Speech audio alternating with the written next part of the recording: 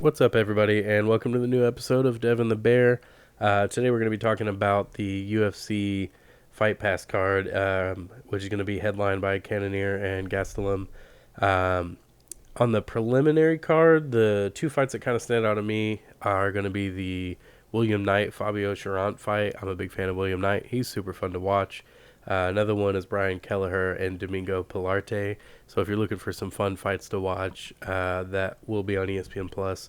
Those are definitely ones to look out for. But moving into the main card, we're just going to get right into it. Alexander Pantoja and Brandon Royval are fighting, and that's, I think, going to be a really exciting one for the flyweight division. That I think that one's going to stay on the feet the whole time. For sure. It's going to be a really fun fight. And I think I'm surprised that this fight is the second fight into the main card.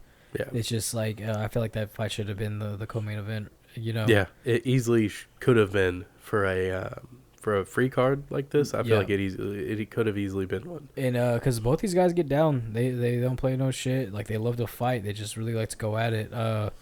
What's his name? So Brandon Royval, his last loss was to Brandon Moreno. Yeah. And after that, Brandon Moreno went on to fight for the championship. And so I'm sure, and also you have Alexandre Pantoja. He's also coming off of a good win over Manel Cape back in February. So we're seeing him back. He's ranked number 3 in the division, while Royval's ranked number 6. So it's just a story of, like, you know, can Royval prove? Because he was giving Moreno a really good fight. Yeah, I don't know if he was the favorite going into that fight, but I know the live odds, he ended up becoming the favorite. Yeah, he was doing really good. At some point, and I expected him to win that fight. I think I had him picked on verdict. Yeah, and he looked good in that fight, and it was just, I think he dislocated his shoulder, right? Or something. Something happened. I don't remember what it was, but yeah, something happened, and he just kind of slowed down. I remember he curled up in that fight, and he had something. I don't know what he did, but he hurt himself in that fight. It was probably from a takedown or something. But so Royval is just coming in. He's wanting to pick up this solid win, prove a point that I can keep up with the champion, and then also win over the number 3 in the flyweight division. That says a lot right there to put him in line for the next title fight, because I mean, I think who's ever up next it's going to be Perez versus Askarov. The winner out of them two probably would get the next title shot. I feel like winner out of them would fight the winner out of Pantoja and Royval. I feel like that would make a good number 1. Yeah, possibly. Contender That'd be really good. Also, I mean, the thing is with the what's his name, with the Alex Perez Askarov fight, if Alex Perez wins, it's just like, well, I mean, he just fought for the title like a fight before that, you know. But it was a different champion. Yeah, it was a different. So it kind of opens things up there. Yeah, and so I mean, Alex Perez hasn't never fought Brandon Moreno. Brandon Moreno. I want to say Pantoja has actually fought Brandon Moreno twice. Yeah, I think so. So that's what I'm saying. It opens up a lot of cool stories. You have a rematch with either Royval or Pantoja. And then that would be the first time for Brandon Moreno and Alex Perez. And I also think the first time for him and Askarov and him have fought. Askarov. They have fought? Yeah, they fought to a draw, yeah. Oh, okay. I guess that's why I'm thinking, because they don't have a win over one another. It's crazy to think, though, is like that we keep naming these names, talking about good lineups for the championship, is how these 3 out of 4 guys have already fought. Yeah. But that's flyweight division right now. Yeah, the flyweight division is just nuts when you think about it. It's just because, like, you know, especially the road that Brandon Moreno was bid on just to get to the championship and win the belt. I know that Davison Figueiredo had some really strong words for Brandon Moreno. Did you see that? Yeah, he was pretty upset about not getting a rematch. Yeah, he was mad about that. He called them the P word. The P word? Yeah. Yeah. I feel like you got beat pretty soundly. You got beat on the feet, then you got taken down to the ground, which is where you're supposed to be the best at, and you got submitted. So I don't think there's really a big room for argument there.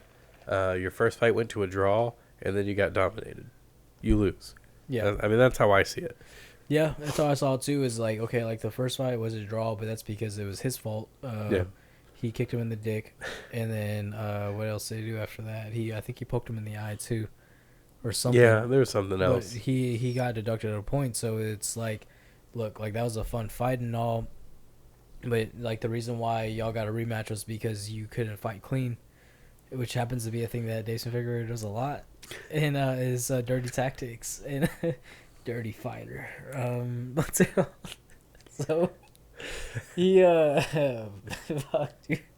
For those of you who don't know, that's a reference to something that happened to us at one of the Fury events we attended. And like I won't repeat what we thought the kids said, but what's it called? So that's why they got the rematch, and then Brandon Murray comes in looking sharp, and then absolutely dominates. Yeah. So this flyweight match, I don't know. I'm on this match because there's a lot on the line. Yeah. For these guys, and it's not talked about as much as it should be. Like you said, it's weird that it's so early in the main card, Yeah. but yeah. So with that one, if I was to give a prediction, I'm gonna go Pantoja. I feel like he's just on a tear right now. Yeah. I feel like he's a bit more versatile with his striking. I think it'll be fun. Yeah, I mean his losses are only against the top Yeah. fighters in the division, so I think so too. It's gonna be a really fun one. And then the next fight is going to be Vince Pichel and Austin Hubbard. I'm a big fan of Vince Pichel. I've been a fan of his since The Ultimate Fighter. I feel like this fight could go either way. But I'm going to say Vince Pichel is going to win it.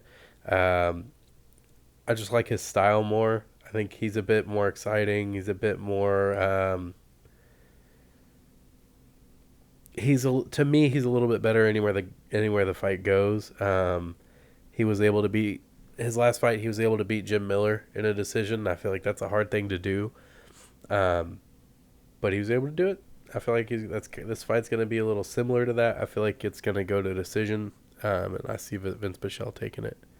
Yeah, I feel like with what's his name with Austin Hubbard. He's kind of back and forth. Like you really don't know what you're gonna get with him. He's a good fighter, but I mean, it's like he is either a step behind or he's right on the money whenever he steps in there. And with Vince Pichel, it's like what you kind of said he's very similar to Vicente Luque. Yeah. Yeah. And yeah, so, I'd said that before we started recording. Yeah, I think he's been in the UFC longer, but yeah, I was saying that he just reminds me of Vicente Luque, yeah. But Luque is like Vince Pichel 2.0. Yeah, and so I think with Pichel, I mean, he has a great record in the UFC as well. I mean, he's a guy. Actually a win over Roosevelt Roberts, who's fighting this weekend too. So, but yeah, man. I mean, I gotta agree with you though. I think Vince Pichel takes it because he's the more consistent one out of the two. Yeah. And then in the heavyweight division, we have Chase Sherman and Parker Porter. I'm hoping that fight will be a fun one because Chase Sherman needs it and Parker Porter needs it if he really wants to make anything of himself in the UFC. He's 1-1 right now. His losses to Chris Daukaus, and that's a tough one because Chris Daukaus comes in by storm every single time. I remember watching that fight. What's it called? I was still cleaning up the tattoo shop when I was hanging out watching it. It was pretty brutal. It was. Yeah. It was. So it's one of those losses where it's like, yeah, what was he supposed to do? It was his first UFC fight. Because Daukaus is a fucking animal, dude. Yeah. But he needs it to be exciting. And he's another heavyweight that I think is actually pretty good and well rounded. Yeah. He's just not on the level of like Cyril Gane. Mm-hmm. So a fight against Chase Sherman matches up pretty well for him, actually. Yeah. And Chase Sherman coming off a loss, though, is what kind of makes me think Chase Sherman's going to take it because he's a fun fight every single time. He was very frustrated his last fight. Yeah, he was. But he wasn't doing enough to win that fight. Yeah, I remember I missed that fight, but I remember you saw it. I was frustrated. Yeah. But I feel like Chase Sherman's going to go after it in this one and get the win. Definitely needs to, like you said. This is his second run in the UFC, and right now he's 1-1 since he's came back. So if he wants to prove any type of point, I mean, we've seen that he's been more active on Twitter than he has as a fighter. Yeah, he loves being on Twitter talking trash. Yeah, and he's just on Twitter. I'm like, why don't you win a fucking fight? And it's just, I mean, I don't know, man. I just feel like if you're a good fighter. If you want to talk a little bit of shit, that's fun. I always think it's fun to do it, and it's funny as shit. It gets people's eyes looking at you and stuff. But I mean, he's got to prove a point. Like, you just lost to Andrei Arlovsky. Like, you shouldn't be losing Andrei Arlovsky. Andrei Arlovsky's still a really great fighter. He's still good. Yeah. I think I won't even say it was experience that won Arlovsky that fight. It was just sheer athleticism. Yeah. He was faster. He was moving better. Chase Sherman was just trying to get the one hit knockout, and it just wasn't there. Andre just looked better. I have a thought for you that I was saving in my head, and I just remembered it. Yeah. I was thinking about it at work today. I wish, like, so you know, they always say, oh, you gotta talk shit to make money and this and that. And I feel like in this day and age, you don't have to do that anymore. Like, in the sense of this, right? Hear me out. You still have to fucking do it. But I haven't slept much. That's why I'm all over the place. But I also don't want to forget this. So, like, I wish sometimes after fighters would win, they would use like whatever's viral at the time, like on like in the camera. Like, imagine if some dude like of Joaquin Buckley after that spinning back kick knockout that he had, and someone just tosses him an egg and he fucking cracks that bitch and is like, I'm built different. You know how fucking great that would have been? I would not be a fan if I saw someone do that. If you saw someone, you wouldn't be a fan of that? No. But I'm also a grumpy old man when it comes to trends. Yeah, I know. So I'm not the person to be telling that to. But, like, okay, like what's another trend? Like, someone, like, imagine if fucking Sean Strickland, when he knocked out, who's that dude? Brendan Allen.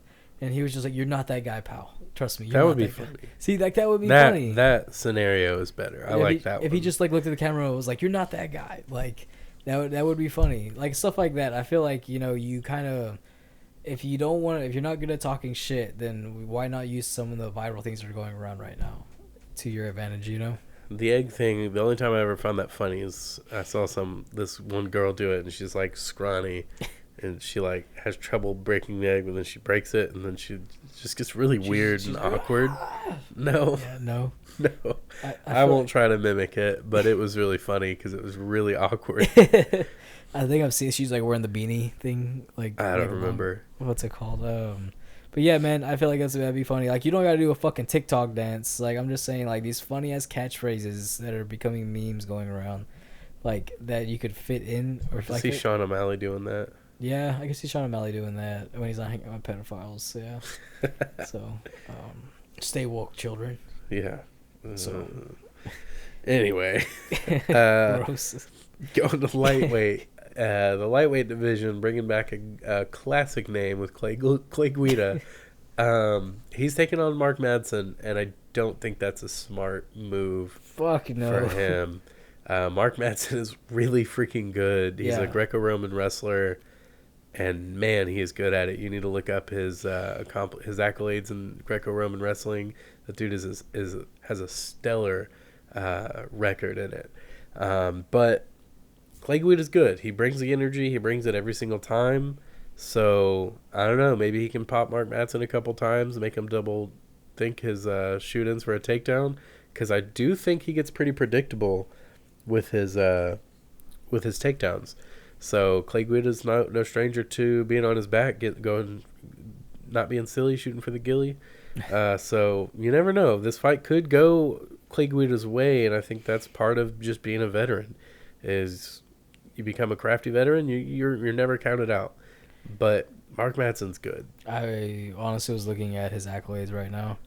And it's really cool seeing all his world championships in wrestling. He has Olympic silver medal since he was like a child. Yeah, he also has like when he was a junior European championships, he's a gold medalist. Yeah, but he has a lot of silver medals, and I'm like, damn, dude, I'd be so fucking frustrated. Like, you get right there every single time, and you just keep getting silver. It's like, God. But I mean, it is a top tier athletes also. Yeah.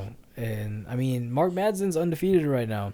His last fight was against Austin Hubbard, which we just mentioned, and that was an okay fight. It was boring. Yeah. For if you're not a fan of Greco-Roman wrestling or just wrestling in general, it's a little boring maybe, but I thought it was fine. He actually utilized a lot more striking in that fight than I expected him to, and I think he's gonna have to do that again with Clay Guida, because Clay Guida's got great wrestling. Yeah. So I feel like he may not be able to do it, but that being Mark Madsen. But I just feel like Mark Madsen's too good. He's on the rise. Clay Guida's on some sort of fall, you know? I don't know what to call it. He's just in limbo He's right just now. there. Yeah. He looks great, and then he looks old, and then he looks even better than he did before, and you're just kind of like, okay, you need to figure out what you're doing, Clay. What the fuck is Clay Guida doing? I wonder if he's trying to get to like maybe like 60 fights and call it a career. But what's he at right now? 56. Jeez. Yeah, he needs 4 more fights. They could have matched him up with Diego Sanchez one more time. I feel like that would have been fantastic. Hey, speaking of Diego Sanchez, talking about coming to bare knuckle. Oh yeah, I think we talked about that before. How he was there and they invited him there, and he did his little slurred speech. Yeah, and he said he wants to fight, and I'm like, I hope you're drunk right now. Ooh, what if he fights Chad Mendez? That'd be cool. It'd be scary. I think Chad Mendez would kill him. Yeah, I think he would too. You see his practice working on his boxing? Nah. Oh, dude, he hits like a freaking truck. Yeah, he does. I watched this page, this YouTube page. They're called In the Pocket MMA. They're really good. I really enjoy his videos, and like his thing is like I'm sure you've seen it. It's like 3 minutes of this, or like his recent video. And it's like it's just an inside joke. He'll say 3 minutes of this, and it's really like a 6-minute video. And it's just like that's how all of his videos are labeled. Like he has 3 minutes of Chad Mendez being a wrestler with a big right hand. Okay, yeah, I know what you're talking about. And I watched that the other day when I was on my lunch break, and it's crazy how much power that dude generates. Yeah. When in those videos where he's getting ready for bare knuckle, he hits the pads, and man, the sound it makes, and it echoes through the gym. He's hitting so hard. I hope he does well. He's got that foot cream, man. That had estrogen blockers in it. That's what it is. So. Anyway, though, I got Mark Madsen winning. Yeah, I have him winning very decisively. I hope it's a good fight, but yeah, I feel like he didn't show bad stand-up last time he fought, though. That's what I said. Yeah. I said he used a lot more stand-up than I expected him to, and it looked good. And he's going to have to do that again against Clay Guida, I think. Okay, so it wasn't Mark Madsen that we watched together. It was somebody else, another bald UFC fighter that looks a lot like Mark Madsen. Who he fought. I don't remember when it was. It was the Lando Venado fight. That was a fight where I'm getting confused with it. Mike Grundy. Grundy, yeah, I got old Grundy. Yeah, that's such a cool last name. I think it's Solomon Grundy every time. Yeah, that was it. That was it. But yeah, no, Mark Madsen definitely. He showed a lot more than I figured he would have been capable of at that level of the UFC. But Clay Guida is a veteran, like we said, so we'll see what happens. But we both got him by, I'm gonna say Mark Madsen by decision, but that's me. Yep. I'm with you. And that'll bring us to the main event: Jared Cannonier and Kelvin Gastelum, and that one should be very exciting. In my opinion, it's only exciting if Cannonier wins. That's just my opinion. What's wrong with Kelvin Gastelum? If Kelvin Gastelum wins, what are we going to do? See him go fight Robert Whittaker again? See him fight Adesanya again? He can't hang with those guys. Yeah. Well, he did hang with He hung with Adesanya, but we're never going to see a performance like that again. And all we're ever going to do is compare him to that performance. Yeah. And say, well, he was this good. He's fallen off. He didn't fall off. That was just his night. Yeah. Unfortunately, Adesanya is just on another level. So I was watching those highlights of that fight. And one of the things that I always wonder though is like, what about Kelvin Gastelum gave Adesanya that much trouble? It's just his night, I think. So, like when you're a fighter, and you have the fight week. Let's say your fight gets. Let's just say, and this will never happen. This is just a hypothetical. I don't know why I'm having to use this, but I am because my brain isn't comprehending another scenario. Say the weekend of your fight, it's on a Saturday. Say there's another event Sunday. Say your fight gets postponed to Sunday, and then Saturday you feel great, and that would have been your night. That would have been your night because you felt great. Yeah. Your body was just moving perfectly. You didn't have any kind of like soreness or headaches or anything. But then Sunday, a little bit of soreness, not a lot, but just enough. A little bloated. Didn't sleep as well as you had Friday night, so now you're a little sluggish and you lose your fight. But if you had fought the night before, you would have looked like Kelvin Gastelum looked like he did against Adesanya. Yeah. I think that was just his night. He was at the peak condition of his body could be in, and I'm sure it could happen again, but it doesn't always happen to fall on the same days you have fights. You know what I noticed that he does is sometimes he gets a translate English for him. Why? He did it a couple times. Why? Like back in the day. He speaks English. That's his. I'm pretty sure it's his first language. Like a Mackenzie Dern type thing. Oh. Yeah. But he would just speak Spanish. Nothing wrong with just speaking Spanish. I'm just saying. I don't know why he did that, but I get your pride, I guess. I don't know, man. I'm Hispanic. I don't need a translator. I can for country. Fucking, I don't know, man. But yeah, no, it's just. I mean, you got a really good point. A win for Cannonier does a lot more for the middleweight division. So going towards Cannonier. I almost said coming on Cannonier. Going towards Cannonier. Hey, look, whatever floats your boat. If that's why you're picking Cannonier. And so we fucking. God damn it! I just completely lost my train of thought. Sorry. So the other side of the coin, you have Cannonier, who's about 38 now, coming off of a broken arm injury he caught from his last fight with Robert Whittaker. Whenever he's blocking a head kick, Robert just snapped that thing like a fucking fig tree. It was like, all right, and then so he's coming in now, and the question is just like, okay, like we know that Cannonier, since he's dropped down to middleweight, he's looked phenomenal. Like he's never had really one bad performance outside of the Robert Whittaker fight, but it's Robert Whittaker. Yeah, and it's not like he had a bad performance. It just wasn't his fight. Well, up until that moment, I feel like he was in the fight the whole time. Maybe he wasn't winning the fight the whole time, but he was in it. Like he won that. I think he won that third round.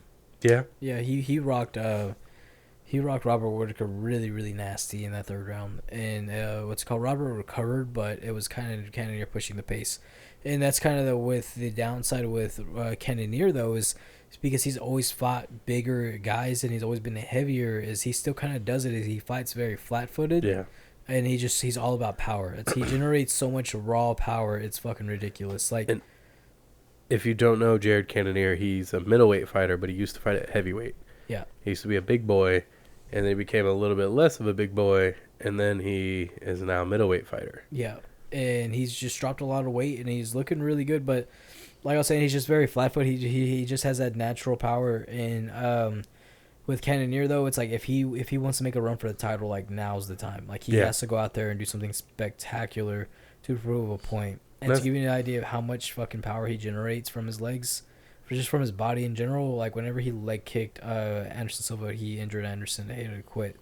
And it wasn't that it was a rough kick, or that it was checked or anything. He just kicked him, and then Anderson's knee just gave out. I don't know. But yeah, dude's fought a lot of people. I mean, from guys like our UFC light heavyweight champion, Jan Blachowicz. He's fought him when he fought at heavyweight.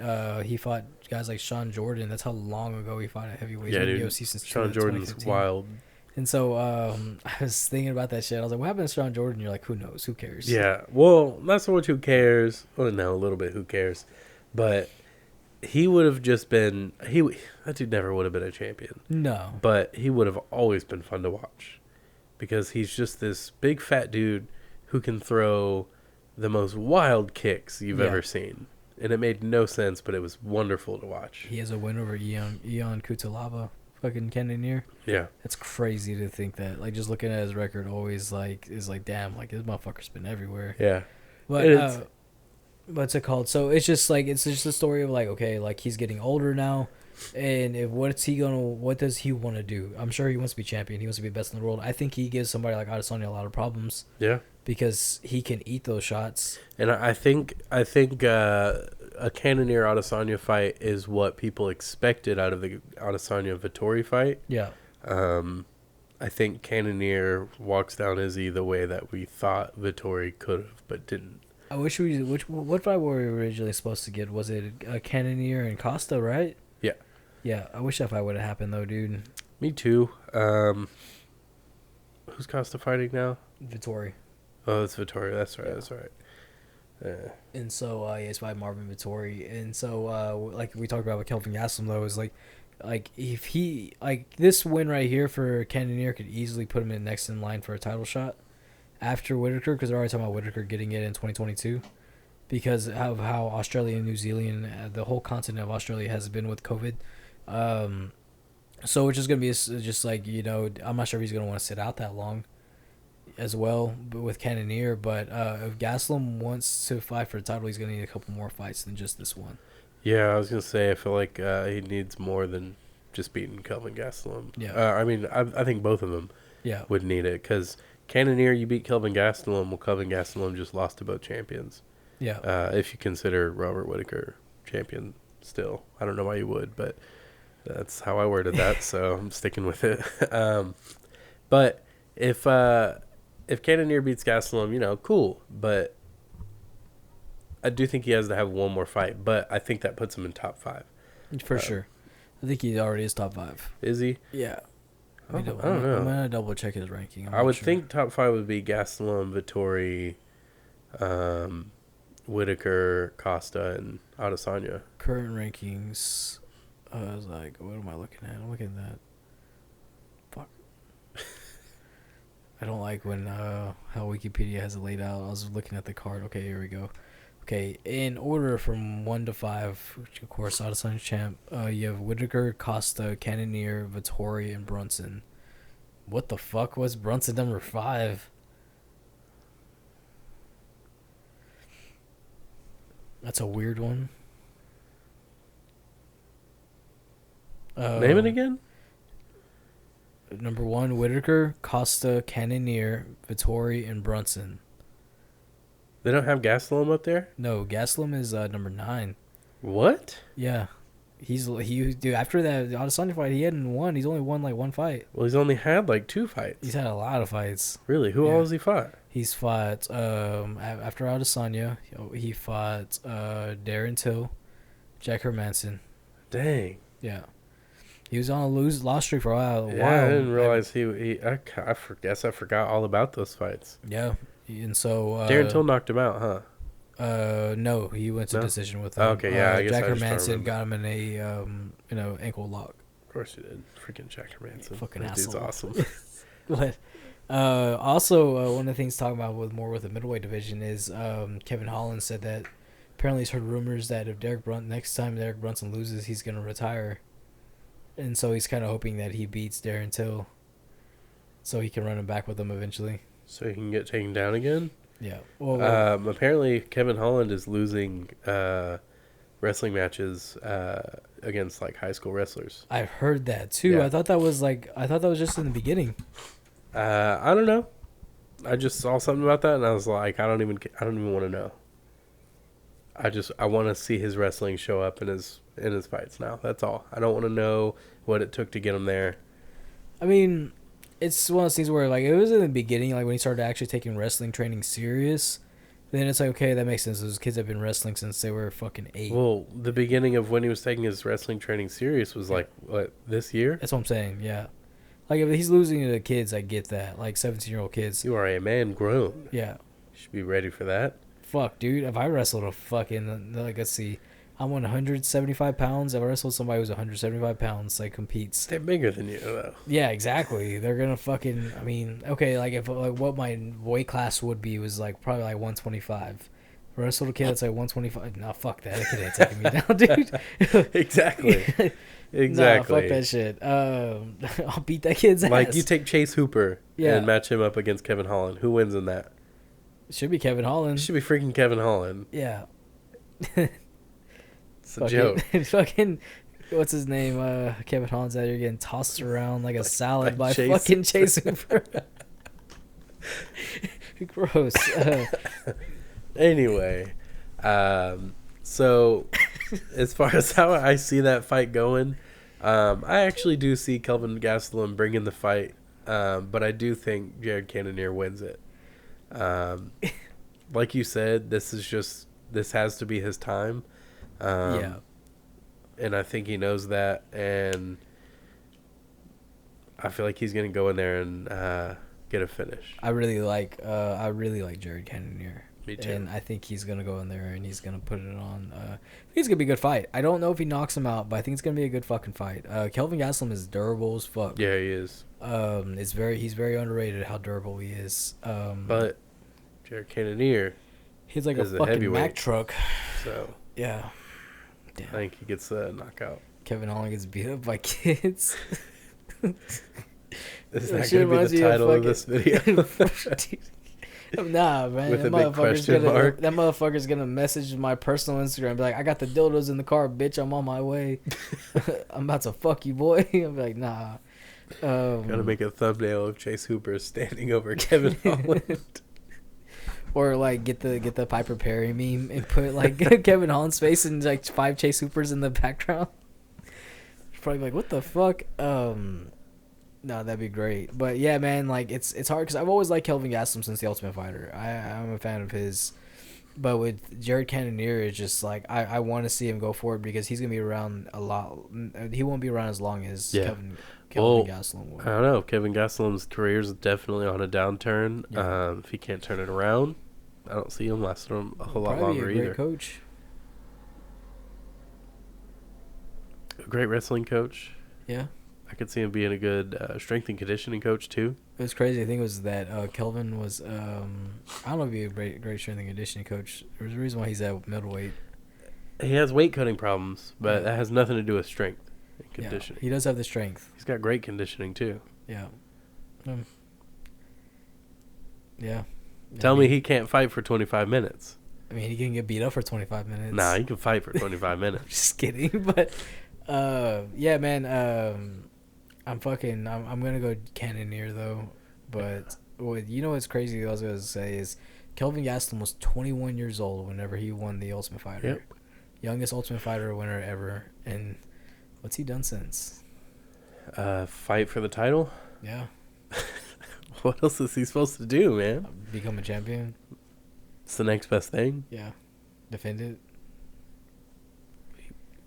You're insane. It's the truth. I mean, fuck. So, if you win the Ultimate Fighter, you have to win a championship to matter? Oh, okay. Well, name all the Ultimate Fighter guys that were your favorites. That were my favorites? The Ultimate Fighter winners that were like, it stood out to you. You're like, damn, yeah, they were the Ultimate Fighter. Kelvin Gastelum. Fuck you. You want to say Forrest Griffin, right? Of course I do. Yeah. Forrest Griffin. I always have trouble thinking of the winners, though. Why? Because every freaking season, everybody gets put in the UFC, so it's hard to remember who actually won. Tony Ferguson. Interim champion? I don't count that. Nobody ever should count that. Yeah, but, I mean, it's... No, it doesn't count. It's in the record books, though. No. It's in the record books, man. No. So, I mean, interim champ, who else? Nate Diaz? He won it on a fucking default, though. He won. It's in the record books. You're gonna fucking say that shit. I mean, he could have been champion if he knew how to finish a fucking... could have. Yeah, I mean, okay, who else? You name the freaking winners, man. Robert Whittaker. Fucking Forrest Griffin, Michael Bisping, Rashad Evans. There has been a decline in the Ultimate Fighter guy wins. The Ultimate Fighter winners, they really don't do shit after. They end up losing after that. So that's what's expected of them? What's that, to lose? Yeah. No, to be champions. To be champions. So they have to be champions. Yeah, dude, what the fuck? It's once in a lifetime. You fucking fight your ass off. You know how mad I would be, though, to be on the Ultimate Fighter, though, and they still fucking sign all these half the motherfuckers. That's from what the I'm house. saying. That's why I can never remember who wins, because they all get contracts. Yeah. I mean, the first season, I understand. Those dudes... They deserved it. They showed that it was worth it. Kenny Florian. Yeah. Freaking that dude was awesome for years. Diego Sanchez, awesome for years. Yeah. There's one, Diego Sanchez. Hey. Yeah. He won. The original Ultimate Fighter. Yep. Yeah, he's first ever. before he was the Him and first. Forrest Griffin. Yeah, Diego did it first, Kinda. like by like an hour. By or two. default, yeah. Yeah. Because his fight came first. Yeah. But anyway, we're going to go ahead and move into some news and then call it here. We're having fun. We're having a good time, but we're going to bring a little bit of a sad note. We wanted to talk a little bit about Coach Saul Soliz, who passed away. It's a huge loss to the MMA community and a huge loss specifically to Houston MMA. He's a father, a husband, a coach, a friend, and I think MMA wouldn't be where it is without him, especially in the Houston community. Yves Edwards was a big player in that. He worked with Tito Ortiz, Rico Rodriguez, who's still there at Metro Fight Club now. And you just have so many guys that are just now getting into the UFC, and now they've just lost their head coach. So our condolences go out to Metro Fight Club and every person there. Everybody is such a hard worker, and it's because of Saul Soliz and everything that he did, and every bit of knowledge and lifestyle that he embedded into each one of these guys. And he's gone now, so that's a big loss, and our condolences go out to everybody involved in his life who have just lost a big part of their own life. Again, our condolences go out to them. Sure. And as far as other news, there's a lot of matchups that have been made, but one thing that did happen as a result of Saul Soliz passing was Mano Martinez pulled out of his UFC debut. Not sure if there's anything else going on there, but I know that he pulled out of his fight, and you got to think that it's involved with that. So that's going to be happening this weekend without Mano Martinez. But yeah, as far as news, what else is there? What else? What other matchups have been made? Trying to think. I know that there's some stuff that we've talked about a little bit. Oh, Yana Kunitskaya, you hear about that shit? No. She was pregnant and fighting. Really? Yeah. Her fight against Irene Aldana, she was pregnant. She came out, she announced recently that she's pregnant, and she was like, like showing her belly like while holding a melon. Come to find out she's 3 months pregnant. That baby's already starting off as a fucking loser. Like, imagine that. It's like, but yeah, she was pregnant whenever she fought Aldana. I was like, that's insane, dude. I don't know how they didn't catch that, because they make these women take pregnancy tests just to make sure, before the fights. That's what I've heard. I don't know if that's true. That's what I've heard. Well, that's scary. Yeah. So that is really scary. Like, imagine the fucking lawsuit that would have been involved in that, though. If something would have, if that baby. She signs a waiver, though. I don't know if that's included in that waiver, but. Then again, it's a mistake on the doctors. True, if they allow her to compete. If they allow her to compete off of a mistake, and then next thing you know, she has a miscarriage. Yeah. I mean, it's crazy that she didn't, considering what happened. I mean, your body's going through a lot of stress. You just got beat the fuck up. The weight cut? The weight cut, getting beat up like that, like. The weight cut, though. Yeah, also the weight cut. The weight cut's actually probably the worst part of that, all that. But, I mean, just imagine just one swift kick to the gut. Like, fuck, dude. That's scary. Man, it's insane that. What's up? Thiago Santos has a fight. That's her husband. Yeah. He's fighting Johnny Walker. September 6th? Yeah, I think so. Not 6th, no. But the weekend of September. I think it's the first week. The weekend of September. Oh, yeah, the first weekend of September. And who else is... that's Yana Kunitskaya's husband, so he's... got it. I wonder what conversations were like in their household, because they both speak completely different languages. They speak English, though. Does Santos? Yeah. I didn't know that. Not very well. Yeah. But I think that she speaks Portuguese. Yeah. To a degree. Yeah, so that would make some sense. Yeah, but yeah, it's interesting, though. But anyway, though, yeah, we're gonna go ahead and call this one. Rest in peace, Saul Soliz.